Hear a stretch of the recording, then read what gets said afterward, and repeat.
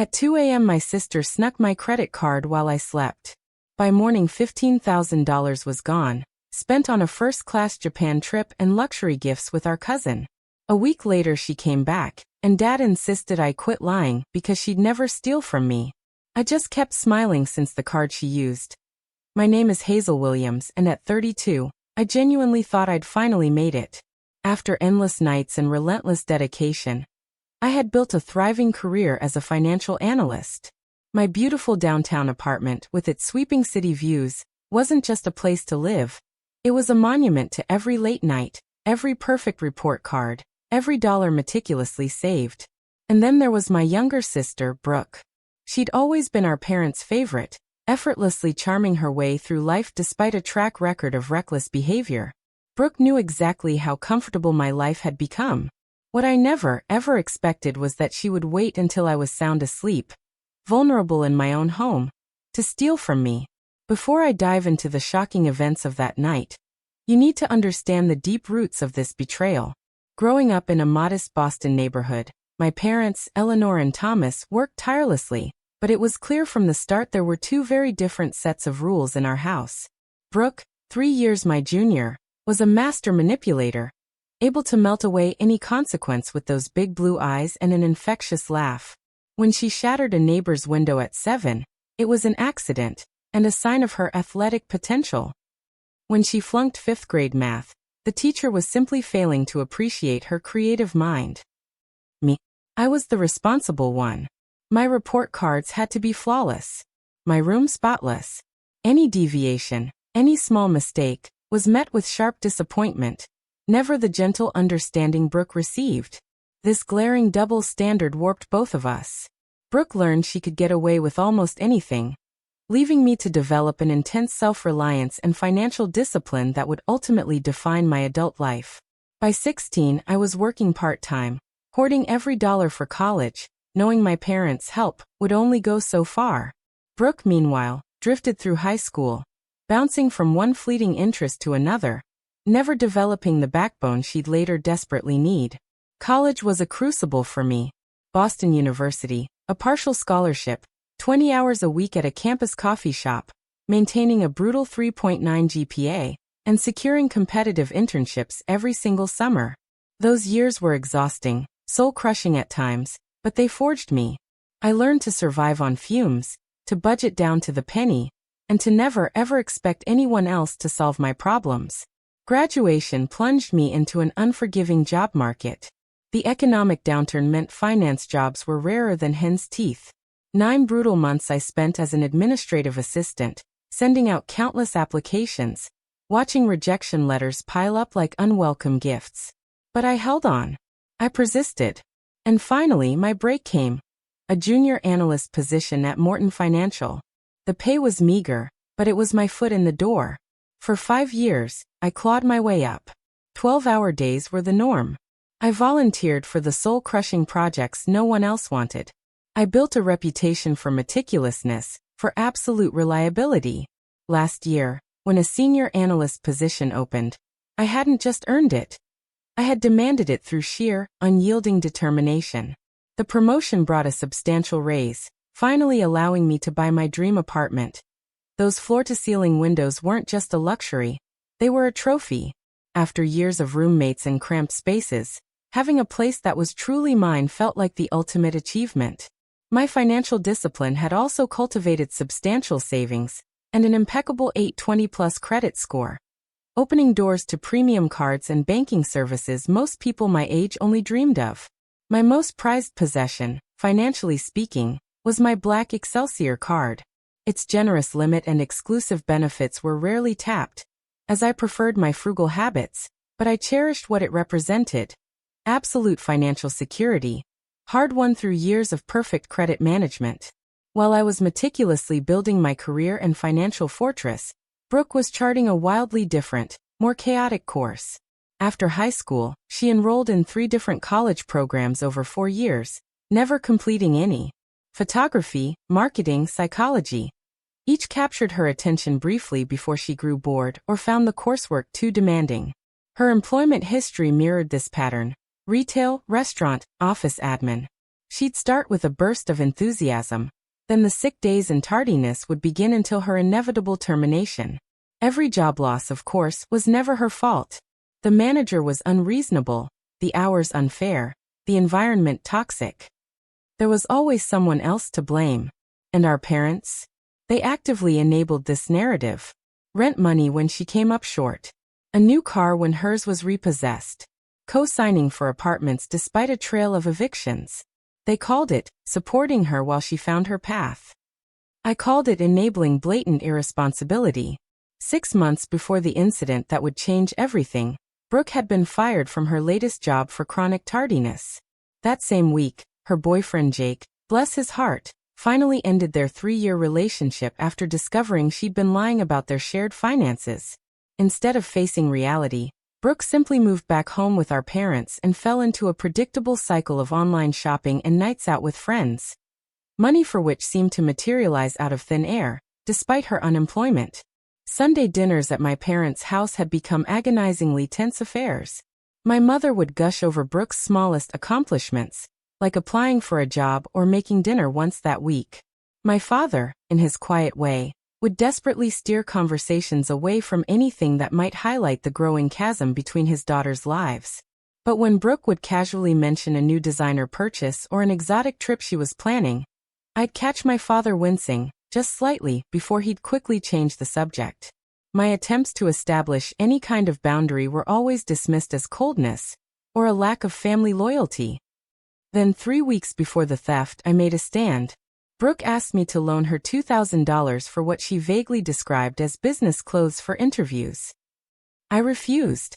That refusal ignited a furious argument at dinner. My mother, her voice laced with accusation, suggested I had become selfish with my success. My father simply stared at his plate, the silence louder than any shouting. "You have more than enough money, Hazel," my mother had chided. "She is your sister. Family helps family." "I would help her in other ways," I'd replied, my voice calm despite the tremor in my hands. "Career advice, resume review, interview preparation. But not cash that will disappear with nothing to show for it." Brooke, true to form, stormed out, calling me heartless. My parents gave me that look, the one I'd seen my entire life. The look that said, "Why can't you just give in? Why do you always have to make things difficult?" I left dinner early that night, driving back to my apartment with a familiar knot in my stomach. It was the same nauseating feeling I'd carried throughout childhood. The sense that loving my sister meant enabling her, and refusing to do so made me the villain in our family's carefully constructed narrative. What I didn't realize then was that my refusal to provide that loan had, in my sister's mind, set in motion a chilling plan. A plan that would target the very symbol of my financial success. My premium black Excelsior card, with its $15,000 limit, a card I kept separate from my everyday cards, a card I had earned through years of perfect credit management, a card that represented everything Brooke had never worked for. The day before the theft was brutal. I was finalizing a massive presentation for a potential client, a deal that could bring millions in new business to my firm. The pressure was suffocating, and my insomnia, a relentless companion since college, was worse than ever. I'd been averaging maybe 4 hours of broken sleep for a week, running on coffee and sheer willpower. At 7:30 that evening, just as I was reviewing my presentation for the 5th time, my phone rang. It was Brooke, her voice uncharacteristically small and fragile. "Hazel, I hate to ask this, but I really need a place to stay tonight," she'd pleaded. "Tiffany and I had a huge fight, and I can't go back to the apartment right now." Tiffany was Brooke's newest roommate, a girl she'd met just 2 months earlier, a decision I'd wisely advised against. "Can't you stay with Mom and Dad?" I'd asked, my eyes still glued to the dozens of financial projections on my laptop. "They're at that couple's retreat in Vermont this weekend, remember?" Brooke pressed. "Please, I promise I'll be gone first thing in the morning. I just need one night." I hesitated, knowing I desperately needed a good night's sleep before my 9 a.m. presentation. But the alternative, my sister, potentially sleeping in her car, or calling around to sketchy friends, weighed on me. "Fine," I finally conceded. "I'll text you the address. Use the intercom when you arrive." I sent her my address, though I was pretty sure she already knew it from the housewarming party I'd thrown 3 months earlier. Despite my gut screaming at me, I started tidying up the guest bathroom and pulling extra blankets for the couch. My apartment had 2 bedrooms, but the second was my home office, completely unsuitable for overnight guests. Brooke arrived 45 minutes later, dragging a suspiciously large overnight bag for someone only staying 1 night. Her eyes were slightly red, but I couldn't tell if she'd been crying or if it was, as she claimed, just allergies. She hugged me tightly at the door, thanking me profusely, laying on the charm thick. We ate a simple pasta dinner I'd quickly thrown together while she shared fragmented details about her fight with Tiffany.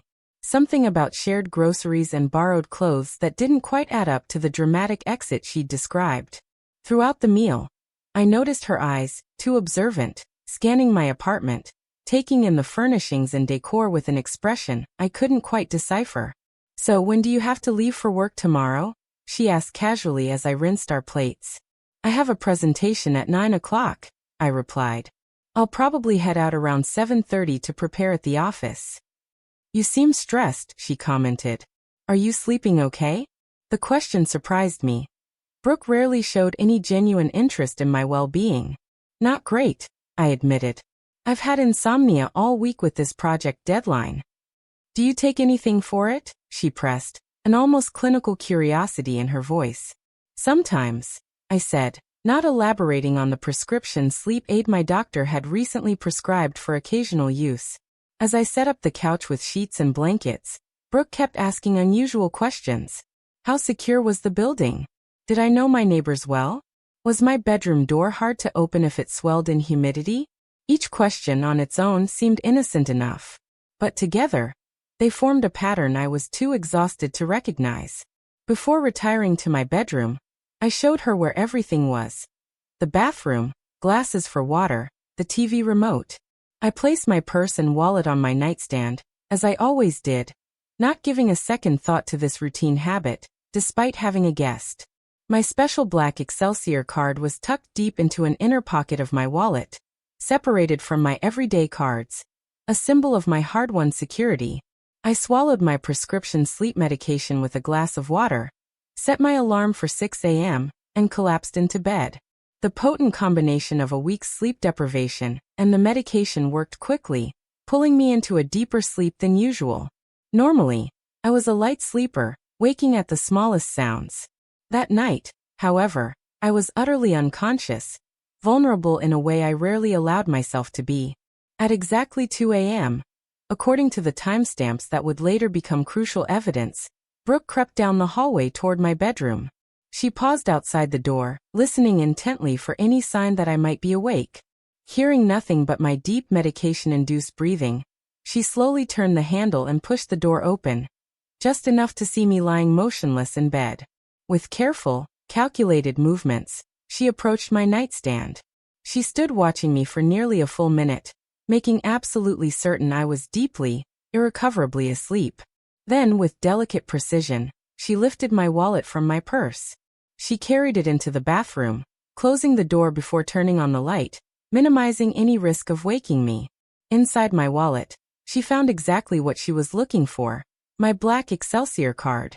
She removed it temporarily, using her phone to photograph both sides, capturing all the details she would need: the 16-digit number, the expiration date, the security code. She even took my driver's license out briefly to record my billing address details. With the information secured on her phone, she meticulously replaced the card exactly as she had found it. But she wasn't done. She needed one more thing. Returning to my bedside, the wallet now precisely back in place, she carefully took my phone from where it charged on the nightstand. She knew that large purchases would trigger security measures, requiring verification through my phone. With practiced ease, she used my sleeping face to unlock the phone through facial recognition, then quickly disabled notifications that might alert me to any purchases.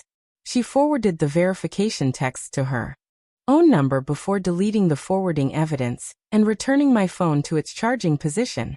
As she was completing this last, chilling step, I stirred slightly, turning in my sleep. Brooke froze, her heart pounding in the suffocating silence, until I settled back into stillness. with a final glance to ensure everything appeared undisturbed. She slipped out of my room and returned to the living room. That if you're still reeling from that, you're not alone. This story only gets wilder, and it's just one of many you won't believe. Do me a favor and hit that subscribe button. You won't want to miss what else is coming. For the next hour, as I slept obliviously, Brooke launched her spending spree. Using her laptop and the photos of my card, she first booked 2 first-class tickets to Tokyo for herself and our cousin, Olivia, departing that very morning at 11 a.m. The tickets alone cost a staggering $6,000. Next came a reservation at the exclusive Park Hyatt Tokyo for 7 nights, totaling $3,500. She followed this with online shopping at luxury Japanese brands, pre-ordering items to be collected upon their arrival, adding another $5,500. By 3:30 a.m., Brooke had charged exactly $15,000 to my card, the full available credit limit. She had timed everything perfectly, making the purchases in the dead of night when I would be least likely to see any alerts, and planning a departure that would have her safely out of the country before I could even begin to respond.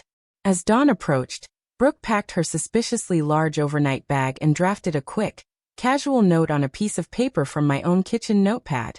Emergency at Tiffany's. Had to run. Thanks for letting me crash. Love you, Zob.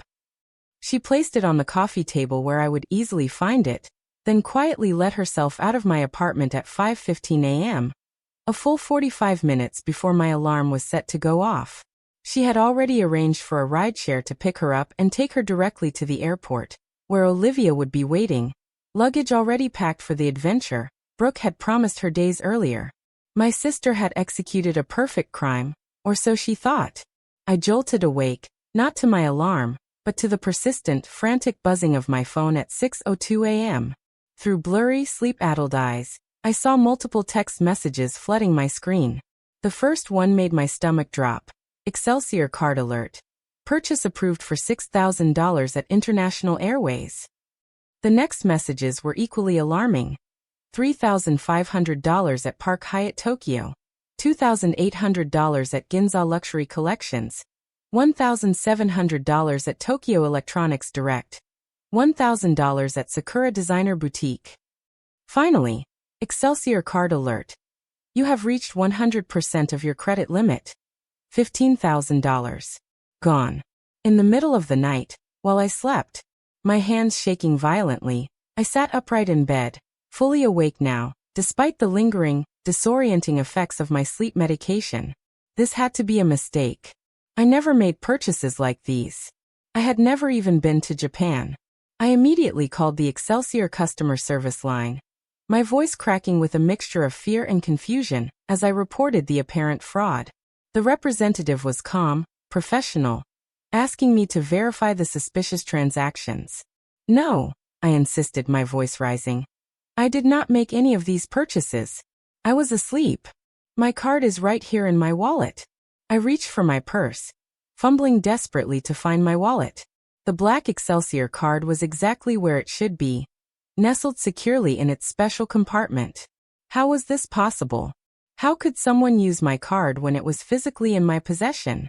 As the representative placed me on hold to transfer me to the fraud department, a chilling thought flickered through my mind. Brooke. I called out her name, but the apartment remained silent. I rushed to the living room to find the couch empty, the blankets neatly folded, with her note placed conspicuously on top. Emergency at Tiffany's. Had to run. Thanks for letting me crash. Love you, Zob. Something felt terribly, terribly wrong. I called Brooke immediately, but the call went straight to voicemail. I sent a frantic text. Please call me ASAP. Important. Back on the phone with the fraud department, I learned the devastating news. The purchases had been verified through my own phone. The system had sent verification codes, and those codes had been correctly entered. The billing address used matched my records exactly. Because all security protocols had been properly followed, the representative explained, her voice devoid of emotion. It will take time to investigate whether this qualifies as fraud. Up to 90 days. But I was with my phone all night. I protested, a cold dread seeping into my bones. It was charging next to my bed. I glanced at my phone settings and noticed something odd. The notification settings for my banking apps had been changed.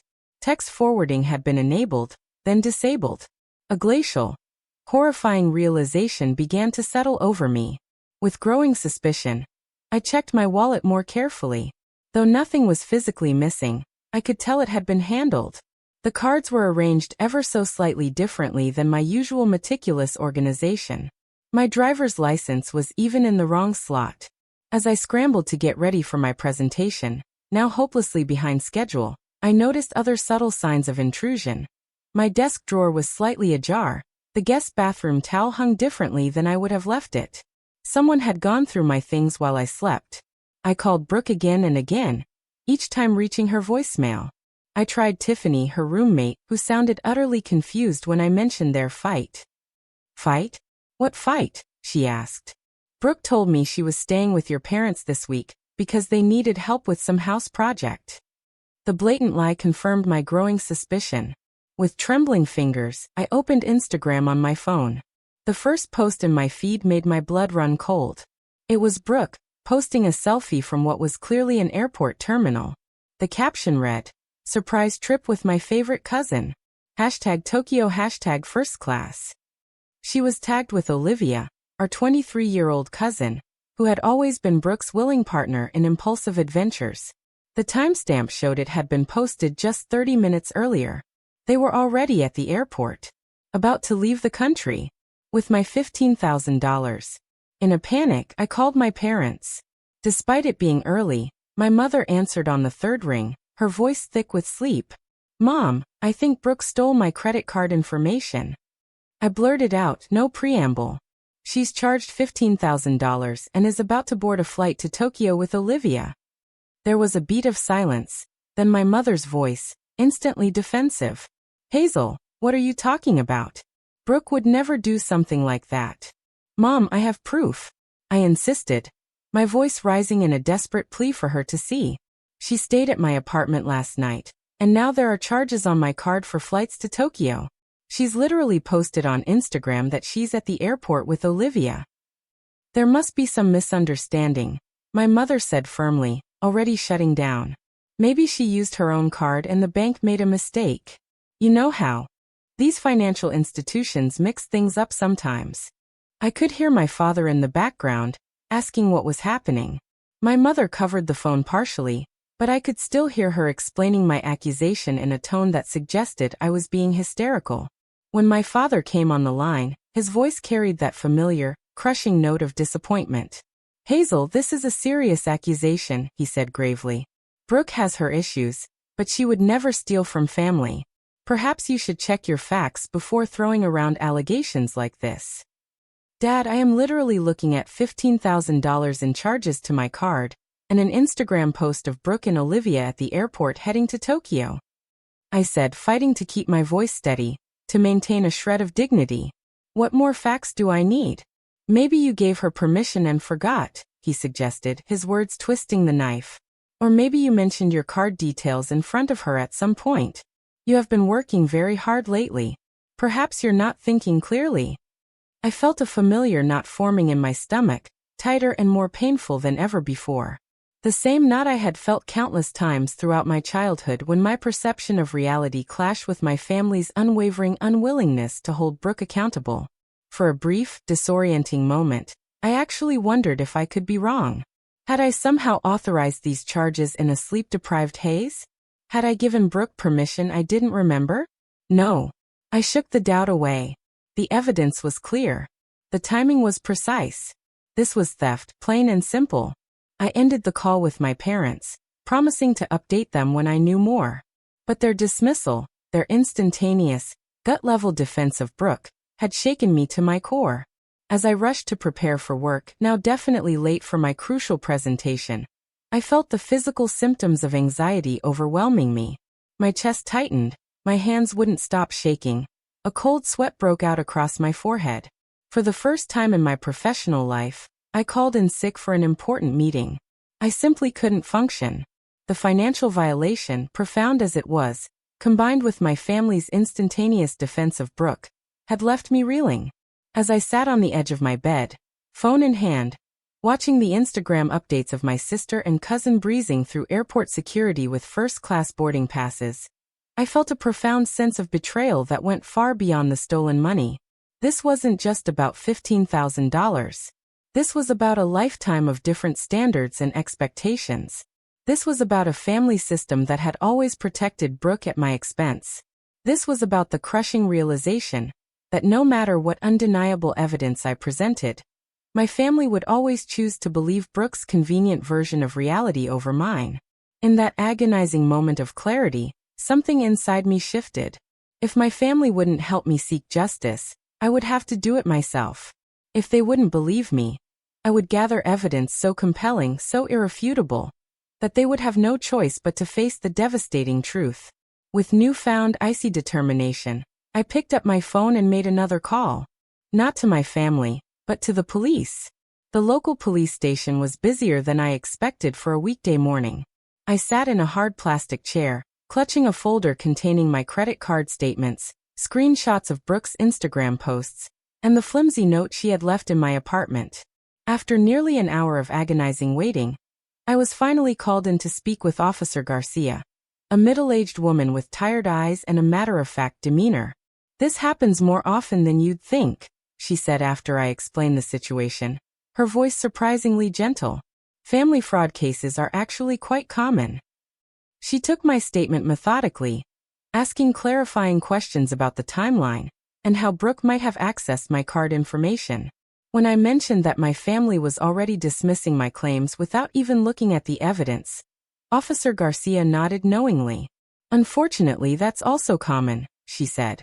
"Families often close ranks, even when the evidence is clear. It's hard for people to accept that someone they love could commit a crime, especially against another family member." She explained that because the card was still in my possession and the information had been used rather than the physical card, this would be classified as identity theft rather than credit card theft. She also warned me that prosecution would be complicated by the family relationship. "You can absolutely press charges," she assured me, "but you should be prepared for family pressure to drop them. I see it in almost every case like this." After filing the police report, I headed directly to my bank.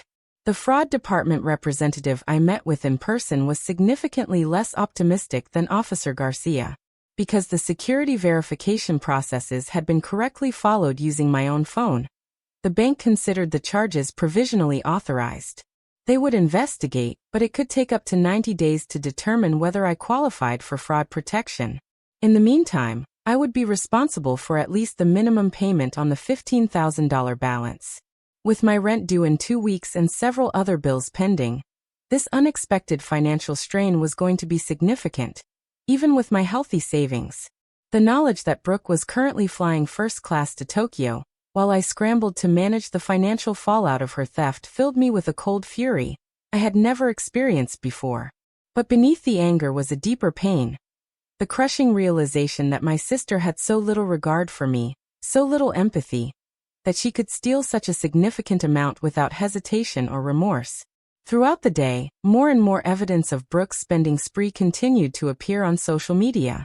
An Instagram story showed her and Olivia toasting with champagne in their first-class cabin. Within hours of landing, they were posting photos from the Park Hyatt Tokyo, showcasing the spectacular views from their luxury room. By evening, there were images of shopping bags from high-end Japanese brands, exactly matching the charges on my credit card. The most infuriating post came from Olivia. "Best surprise ever from the world's most generous cousin. #blessed #Tokyo shopping spree." The photo showed Brooke and Olivia surrounded by shopping bags from luxury stores, both wearing new designer sunglasses that still had price tags visible in Japanese yen, equivalent to hundreds of dollars. I saved every post, every story, every single piece of digital evidence linking them to the fraudulent purchases. I was meticulously building a case that no one, not even my enabling parents, could deny. Speaking of my parents, they called that evening, their tone markedly different from our morning conversation. They had spoken with Brooke, who had apparently offered them an alternate explanation for her sudden trip. "She says she won the tickets in an online contest," my mother said, her voice laced with desperate hope. and that Olivia's parents gave them spending money as a graduation gift. I couldn't hold back a bitter, mirthless laugh.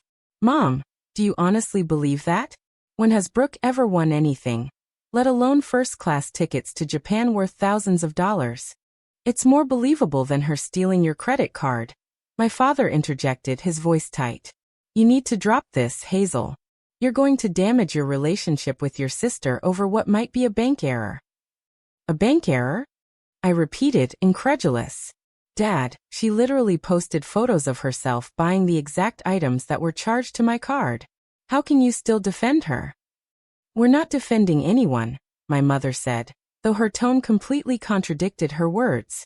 We're just saying you should wait until Brooke comes home to discuss this calmly instead of making accusations and involving the police. When I told them I had already filed a police report, the conversation deteriorated rapidly.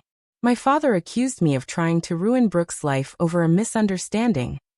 My mother began crying, saying she had failed as a parent if her daughters could treat each other this way. Neither seemed remotely concerned about the fact that I had been robbed of $15,000, or that their younger daughter was the perpetrator. After ending the call, I received a barrage of text messages from extended family members. Word had spread quickly. Aunt Susan suggested I was jealous of Brooke's free spirit and adventure. Uncle Robert questioned whether I might have given permission while tired and forgotten. Cousin Taylor wondered if this was all an overreaction to Brooke borrowing my card for an emergency. Only Uncle William, my father's brother and the pragmatic, no-nonsense financial mind of the family, reached out with genuine concern. Have you spoken with a lawyer? He texted. This is serious, and you should protect yourself regardless of family feelings. His message was the only one that acknowledged the stark reality of what had happened, and I felt a surge of gratitude amidst my growing, profound isolation. The psychological toll of the situation began to manifest physically. My already problematic insomnia worsened to the point that I managed only 2 or 3 hours of broken sleep each night. I found myself questioning my own worth, my own sanity, when my family so easily dismissed my experience. Memories from childhood resurfaced with painful clarity. The time Brooke had broken my treasured music box, and my parents had told me to be understanding because she was younger. The Christmas she had opened my presents because she couldn't wait for her turn, and was praised for her enthusiasm. The countless times her transgressions were minimized, excused, or even celebrated, while my achievements were simply expected. My friend Stephanie became my lifeline during this period. She came over after work most evenings, bringing dinner and a sympathetic ear. Unlike my family, she never for a second questioned the reality of what had happened. Of course she took your card, Hazel, Stephanie said firmly, her eyes blazing. The evidence is literally on her Instagram. Your family is in denial because facing the truth would mean acknowledging they failed somewhere along the way. Stephanie's clear-eyed perspective helped me maintain my own sanity as the gaslighting from my family intensified. With her steady encouragement, I continued methodically gathering evidence. I documented the precise timeline of events, secured copies of the transaction records, and compiled screenshots of all the social media posts connecting Brooke and Olivia to the stolen funds. I also reached out to my law school friend, Derek, who specialized in financial crimes. He reviewed my mountainous pile of evidence and confirmed what I already suspected. I had a strong case for criminal charges against my sister. But are you prepared for what that means for your family? He asked gently, his voice somber. Once you go down this road, relationships change permanently. Some never recover. I thought about his question for a long, agonizing time. Was I truly ready to potentially fracture my family beyond repair? Was justice for this theft, for this betrayal, worth the possibility of permanent estrangement from my parents? Did I have it in me to send my own sister to court, or possibly even jail? The answer came to me while watching yet another Instagram story of Brooke and Olivia, laughing without a care in the world, enjoying an expensive sushi dinner. What hurt most wasn't just the money, though that was undeniably significant. It was the complete, utter lack of remorse. The absolute absence of consideration for how her actions affected me. The brazen, entitled confidence that once again, there would be no consequences for her behavior. This wasn't just about the $15,000. This was about breaking a lifelong pattern of enablement and denial. This was about finally establishing that my boundaries mattered, that my financial security was not a resource for Brooke to plunder whenever she wanted something she hadn't earned. I spent the rest of the week preparing for their return. According to the flight information I had found in my credit card transactions, Brooke and Olivia would be arriving back in Boston the following Sunday. I knew my parents would welcome them home, probably with a celebratory dinner rather than any real confrontation. I had no doubt that Brooke had spun an elaborate, believable story to explain their luxury vacation, one my parents were all too willing to swallow whole. But this time would be different. This time, I had evidence no one could deny. This time, I was ready to break the cycle, regardless of the cost to our family dynamics. As Sunday approached, I steeled myself for the confrontation to come. The stage was set for a family reckoning unlike anything we had experienced before. Sunday arrived with a sense of inevitable tension. I had learned through family text messages, deliberately excluding me, that my parents were indeed hosting a welcome home dinner for Brooke and Olivia. The exclusion was telling.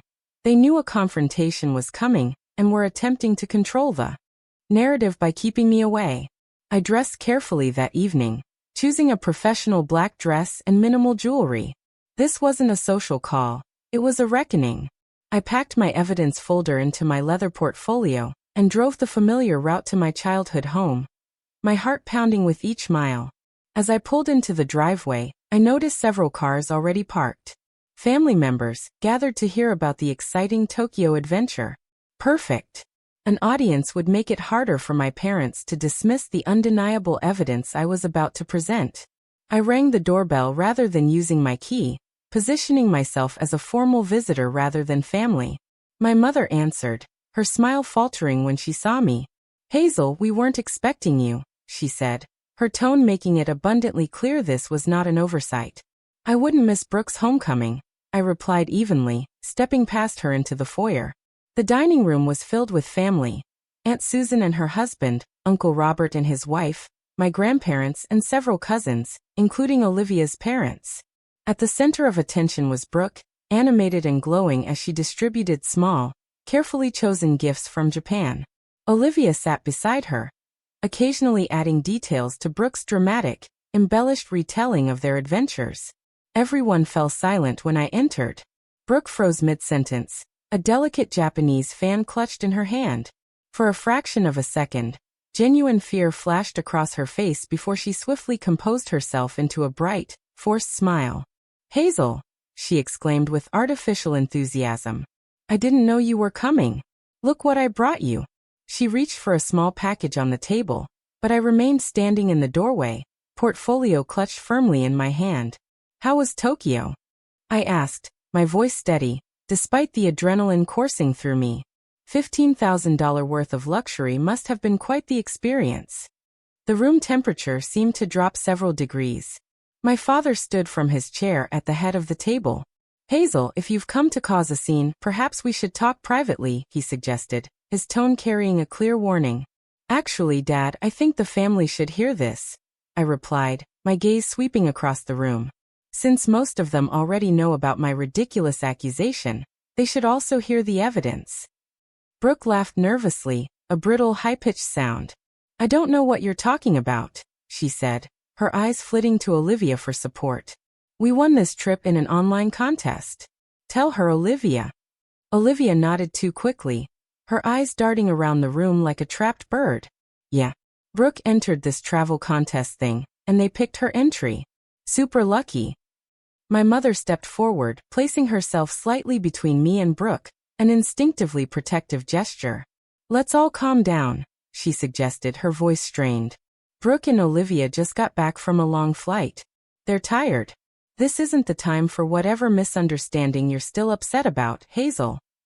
"Misunderstanding," I repeated, a dangerous edge in my voice. "Is that what we're calling theft and fraud now?" Brooke stood up, her expression transforming instantly into one of wounded innocence. Her eyes began to glisten with tears that could be summoned at will, a talent she had perfected since childhood. "I don't know why you're doing this," she said tremulously, her voice cracking with manufactured hurt. It really hurt that you'd accuse me of something so awful. I would never steal from you. You're my sister. Several family members murmured sympathetically, giving me disapproving glances. Aunt Susan put her arm around Brooke protectively. Uncle Robert shook his head, as if disappointed in my unforgivable behavior. My father stepped forward, his face flushed with anger. That's enough, Hazel. I won't have you coming into our home and attacking your sister with these baseless accusations.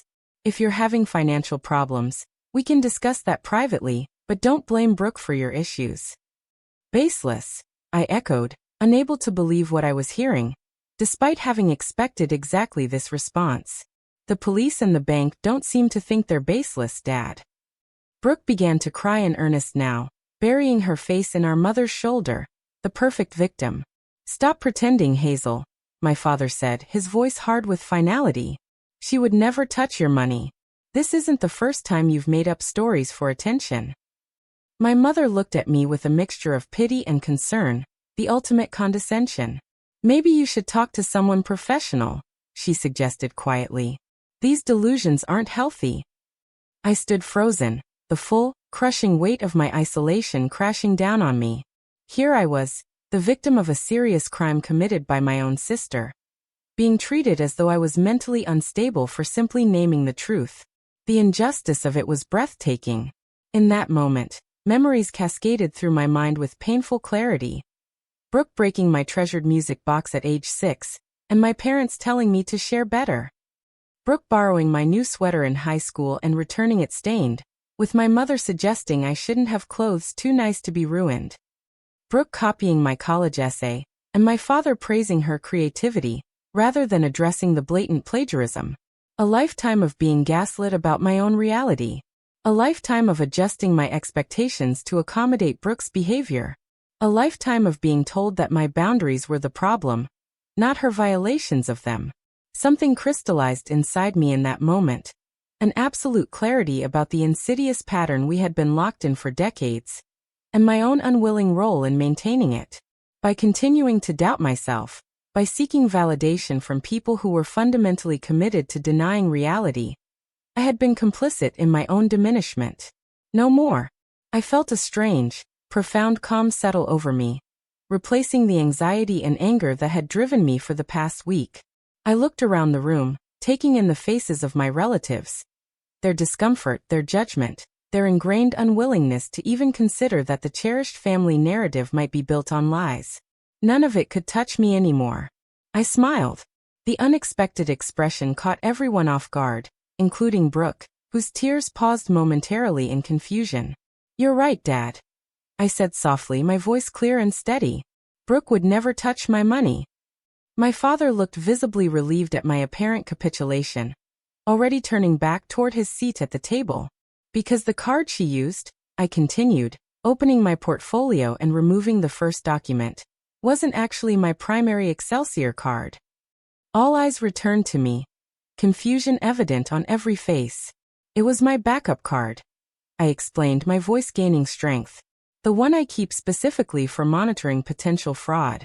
The one with special security features I had installed after noticing small, unexplained charges on my account 3 months ago, right after Brooke visited for my housewarming party. The silence in the dining room was absolute, heavy and suffocating. Even Brooke had stopped her performance, her tear-streaked face frozen in a look of growing alarm. I laid out the first document on the polished dining table, a detailed transaction record from the card company.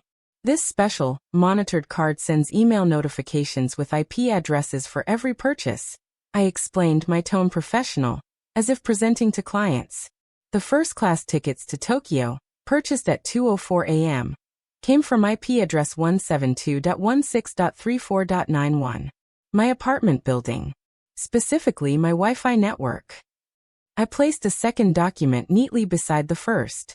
Here are the screenshots of the Instagram posts with timestamps matching exactly when the purchases were made. Notice the caption on this one, posted at 6:15 a.m. from the airport. Surprise trip with my favorite cousin. #Tokyo #first class. Brooke began to speak, a choked sound escaping her throat, but I continued methodically, placing a third document on the growing pile. This is the hotel confirmation email, I said. Interesting how it was sent to brookwilliams93@gmail.com, isn't it? And here, I added, laying a fourth sheet down, are the store receipts forwarded from the credit card company, complete with a signature that looks remarkably like yours, Brooke. The handwriting analyst the police consulted thought so too. My father's face had drained of color. My mother was clutching the back of a dining chair for support. Around the table, relatives who had been so quick to doubt me now shifted uncomfortably, the comfortable narrative they had so readily accepted beginning to crumble under the sheer weight of undeniable evidence. But I wasn't finished. I saved the most damning proof for last. From my portfolio, I removed a small flash drive and held it up for all to see. After discovering the unauthorized transactions, I contacted my building manager. I said, my voice cutting through the stunned silence. Our lobby and hallways have security cameras. Would you like to see the footage from 2 a.m. last Sunday? Brooke's composure completely collapsed. She looked wildly around the room, like a trapped animal seeking a desperate escape. She said I could use it, she blurted suddenly, her voice high and frantic. Hazel told me I could use the card as a gift for helping her with a work project.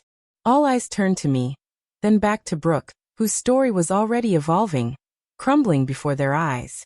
Well, she didn't say it directly, Brooke amended quickly, a frantic edge in her voice. But she implied it. She owes me anyway for all the times I helped her.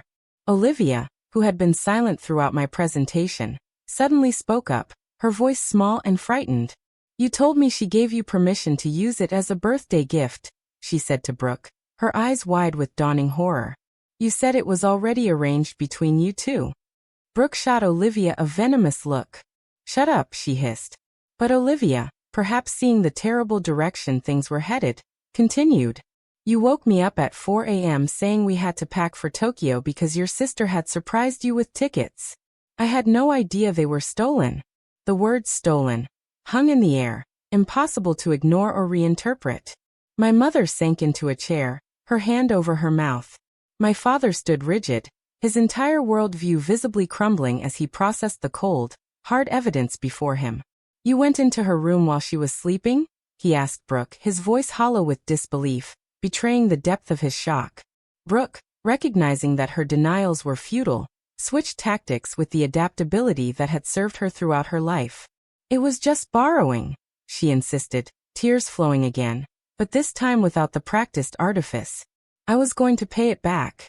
Hazel has so much money she wouldn't even miss $15,000. Those words, the casual entitlement they revealed, seemed to finally pierce my father's protective illusions about his younger daughter. Olivia's parents stood abruptly.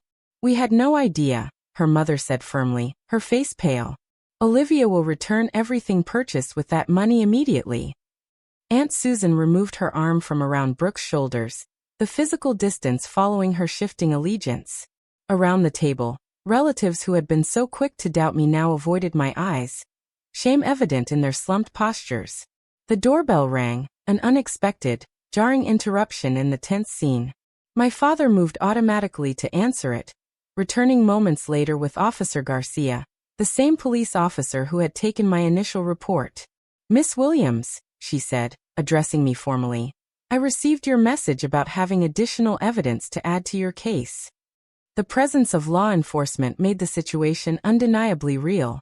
This wasn't a family disagreement to be swept under the rug. This was a crime with legal consequences. Brooke, finally cornered and realizing the gravity of her situation, launched into full panic mode. You can't do this to me, she cried, looking wildly between our parents, pleading for them to intervene. Tell her she can't do this.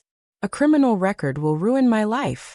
My father, his face aged a decade in the past 10 minutes, shook his head slowly. This is beyond us now, Brooke. These are the consequences of your actions.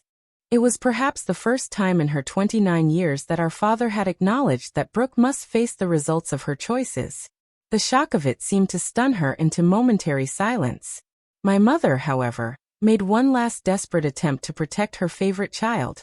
Hazel, please, she begged, tears streaming down her face. She's your sister. We can work this out as a family. She can pay you back over time. I regarded my mother steadily, my voice unwavering. How would she pay me back? She hasn't held a job for more than 6 months in her entire adult life. Every time she faces a financial crisis, you and Dad bail her out. That stops now. I turned to Officer Garcia. I'd like to add these documents to my statement, I said, gathering the evidence from the table. And I want to formally press charges for identity theft and credit card fraud. Brooke lunged toward me, her face contorted with a horrifying mixture of rage and fear. But my father caught her arm, restraining her gently but firmly. Don't make this worse, he said quietly. Officer Garcia took my sister aside, speaking to her in low, serious tones about the process ahead, while my mother wept silently at the table. The family dinner had transformed into a crime scene. The welcome home celebration into the beginning of legal proceedings that would change all our lives forever. As Officer Garcia finished taking Brooke's statement, my sister fixed me with a look of pure hatred, her eyes burning with a chilling venom. I hope you're happy now, she spat, her voice laced with bitter accusation. Ruining my life over money. Is that all I am to you? A dollar amount. I met her gaze calmly, a strange sense of peace settling over me. This isn't about money, Brooke. This is about consequences. You've never had them, and it's damaged you. Maybe this will finally help you grow up.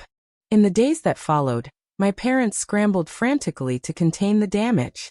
They offered to pay the entire $15,000 immediately if I would just drop the charges. They brought in family friends who were lawyers to discuss alternatives to prosecution. They appealed to my sense of family loyalty, to my compassion, to my concern for Brooke's future. But I remained firm. This was a felony theft. The amount was significant. The violation of trust was profound. And most importantly, the lifelong pattern needed to be broken. For everyone's sake, including Brooke's. Judge Morrison, a stern woman in her 60s, seemed to agree when the case finally reached her courtroom. She ordered full restitution of the $15,000, 2 years of probation, and 200 hours of community service for Brooke. The felony charge would remain on her record, a permanent, undeniable reminder of the night she crossed a line that could not be uncrossed. As we left the courthouse, my father placed a hand on my shoulder, a gesture of support that came far too late, but that I accepted nonetheless. I think we failed you both, he said quietly, his voice heavy with regret. In very different ways. It was the closest he would come to an apology, but it was a start. The 6 months following Brooke's conviction were a period of profound, difficult change for our entire family. The immediate aftermath was painful and chaotic, with my parents still desperately trying to shield Brooke from the full impact of her actions. They offered to pay her restitution, which I firmly refused. They tried to find loopholes in her probation requirements, which I opposed. They even suggested family therapy where I could work through my anger, as if my emotions were the problem rather than Brooke's actions. I established firm boundaries for the first time in my life. I would not attend family gatherings where Brooke's behavior was excused or minimized.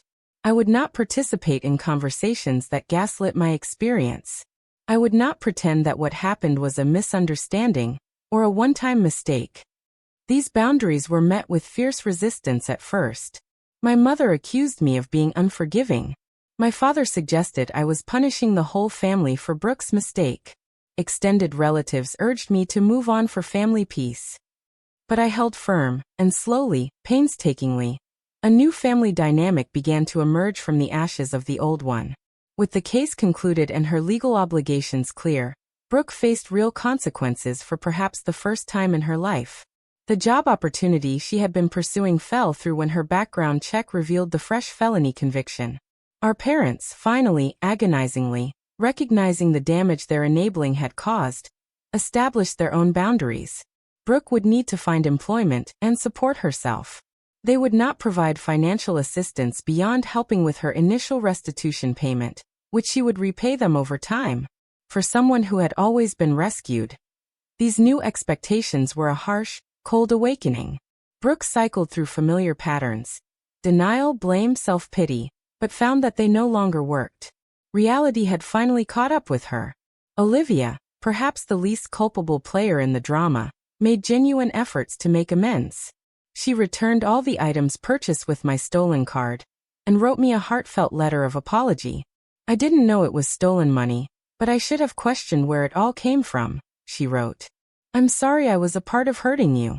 I'm trying to be more thoughtful about the choices I make and the people I trust. I accepted her apology and even met her for coffee occasionally. Her remorse seemed genuine, and I saw no reason to punish her permanently for Brooke's manipulative actions. My own healing process was complex and nonlinear. I started therapy to address not just the theft itself, but the lifetime of insidious family dynamics that had led to it. Through weekly sessions with Dr. Marshall, I began to understand how I had internalized the belief that my needs and boundaries were less important than Brooke's feelings. I learned to recognize the subtle ways I had been trained to doubt my own perceptions when they conflicted with the established family narrative. The support group for victims of family financial abuse that Dr. Marshall recommended was particularly helpful. Hearing other stories of betrayal by those who should have protected them helped me feel less alone, less like a unique monster. More importantly, witnessing those further along in their healing journey gave me hope that I could rebuild my sense of security and trust. My friendship with Stephanie deepened profoundly through this period. She had stood by me when others doubted, offering practical help and unwavering emotional support without judgment. We began a tradition of Sunday brunches, creating a new, healthier ritual to replace the tense family dinners that had once filled that time slot. Your boundaries aren't just for you, she told me during one of these brunches. They're actually a gift to Brooke, too, even if she can't see it yet. Real love sometimes means letting people face the natural consequences of their actions. Professionally, I channeled my experience into a new focus.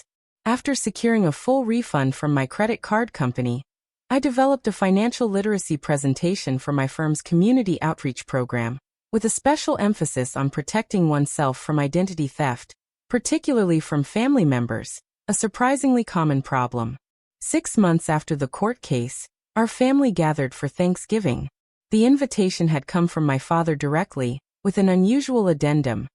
Brooke has something she wants to say to everyone, and especially to you.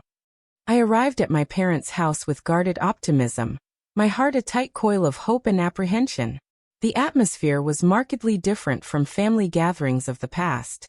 There was a tentative quality to the conversation, a cautiousness, as if everyone was carefully finding their way in this new reality where uncomfortable truths were, for the first time, acknowledged rather than buried.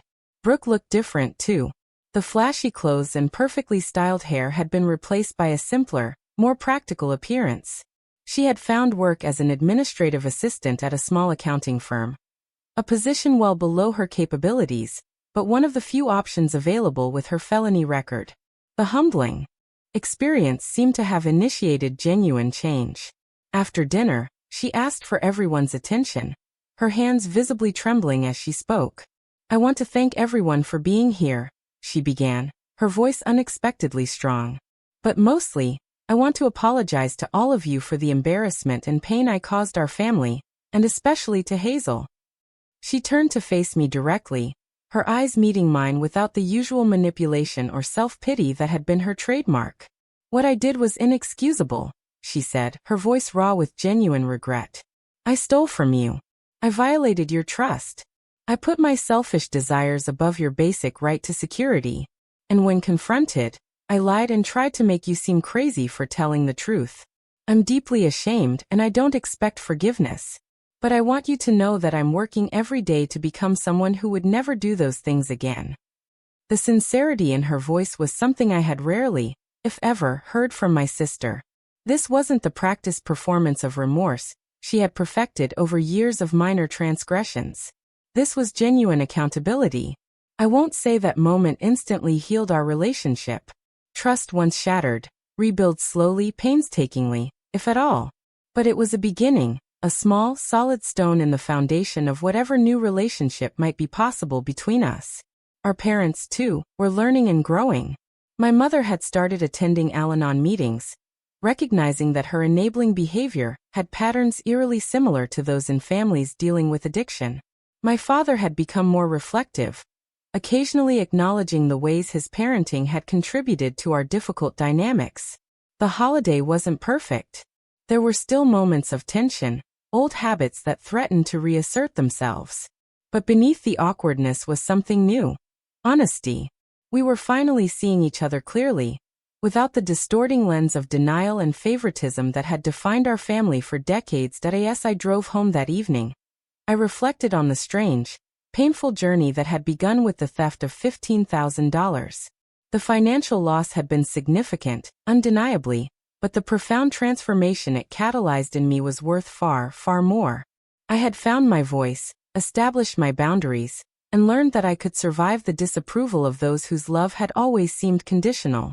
Sometimes, the most valuable things we gain come from the losses we never wanted to experience. Sometimes, the greatest gift we can give ourselves is the courage to finally say, "This is my reality. This is my truth. This is my worth, and I will not allow anyone to tell me otherwise." Have you ever had to stand up to family, fight for your truth, when no one else would believe you? Share your stories and thoughts in the comments below. I truly want to hear what you think. Thank you for listening to my story. Take care.